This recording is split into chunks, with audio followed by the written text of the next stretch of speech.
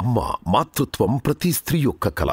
సంతానలేమిలో దంపతులకు ఏర్పడే సమస్యలకు భారతదేశంలోని the best fertility hospital Fertinine.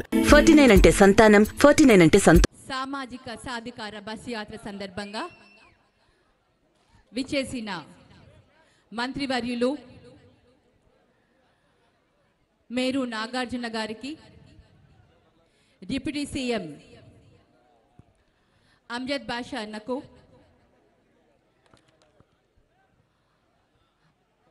Regional coordinator Amarnath Reddy అన్నకు, ఇతర కర్నూల్ శాసనసభ్యులు హఫీజ్ ఖాన్ గారికి, శాసన మండలి సభ్యులకు, చైర్మన్లకు,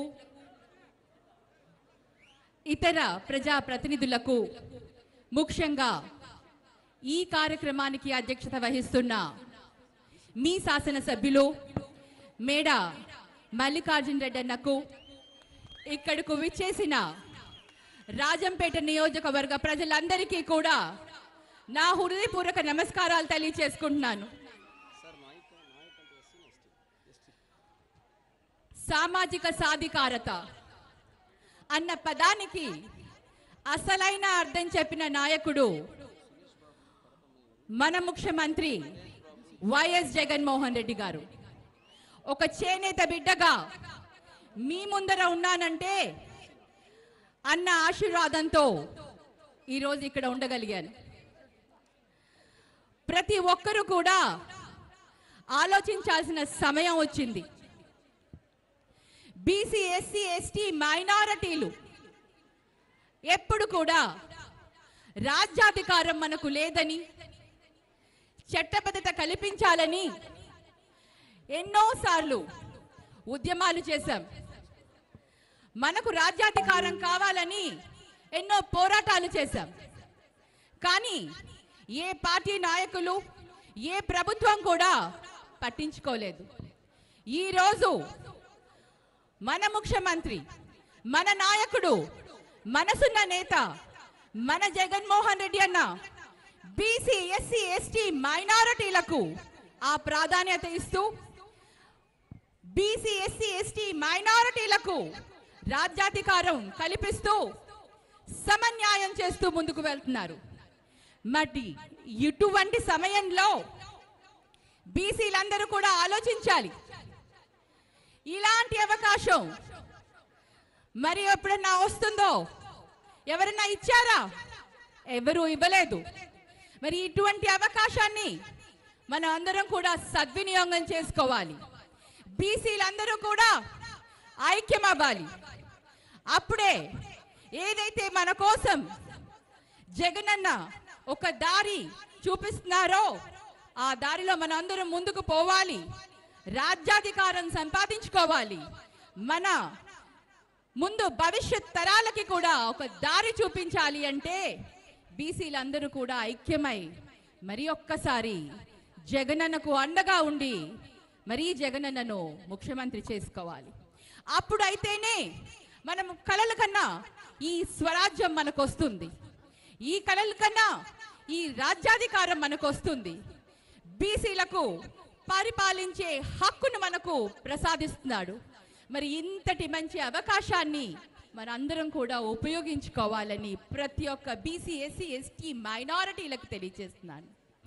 మనందరినీ ఎంతో ఆదరించి నా బీసీ, నా ఎస్సీ, నా మైనారిటీ, నా ఎస్టీ అంటూ ఏ నేత కూడా ఇంత ధైర్యంగా, ఇంత మంచిగా ఎప్పుడూ హక్కున చేర్చుకోలేదు. ఈరోజు ఆ అవకాశం మనకుంది. మరి ముఖ్యంగా మరి మంగళగిరిలో చూస్తే చేనేత బిడ్డకు ఈరోజు అవకాశం కల్పించారు. మరి ఎన్నో ప్రాంతాలలో, ఎన్ని ప్లేసెస్లో మరి జగనన్న బీసీలకు, మైనారిటీలకు, ఎస్సీ, ఎస్టీలకు అవకాశం కల్పిస్తున్నారు.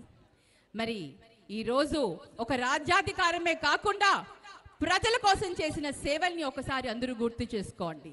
గత 4.5 సంవత్సరాలుగా నవరత్నాల రూపంలో ప్రతి ఒక్కరికి అమ్మఒడి కింద, ఆరోగ్యశ్రీ అంటూ, నాడు నేడు కింద స్కూల్స్, విద్యా రంగాన్ని, వైద్య రంగాన్ని ఎంతో అద్భుతంగా మార్చారు.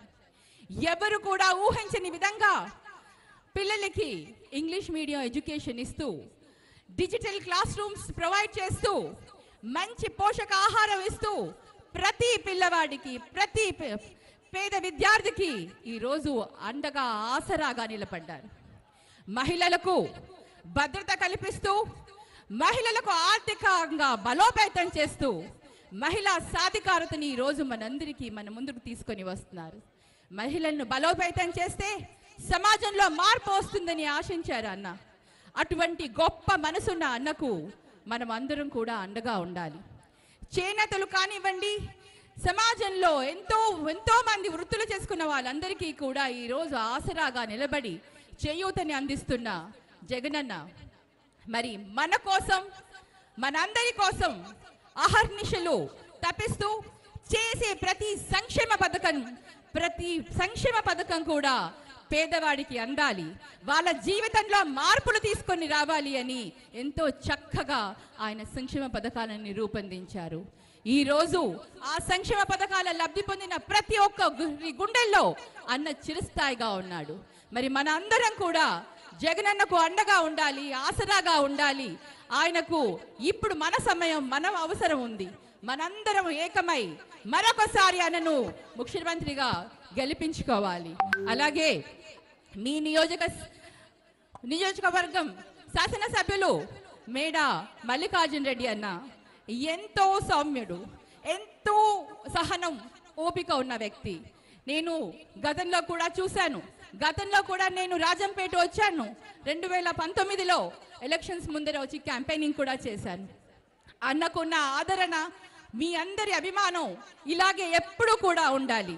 మరి 24 ఎలక్షన్స్ లో కూడా అన్నను మళ్ళీ మీరందరూ అసెంబ్లీకి పంపించాలి, జగనన్నను బలోపేతం చేయాలని ఆశిస్తూ ఈ అవకాశం ఇచ్చిన పెద్దలందరికీ, అలాగే రాజంపేట నియోజక ప్రజలందరికీ కూడా ధన్యవాదాలు తెలియజేసుకుంటూ సెలవు తీసుకుంటాం. మేడం, మీరు ఆశించినట్టుగానే 2000 మేడం మాట్లాడుతుంటే అన్న నా చెవిలో ఒక మాట చెప్పారు.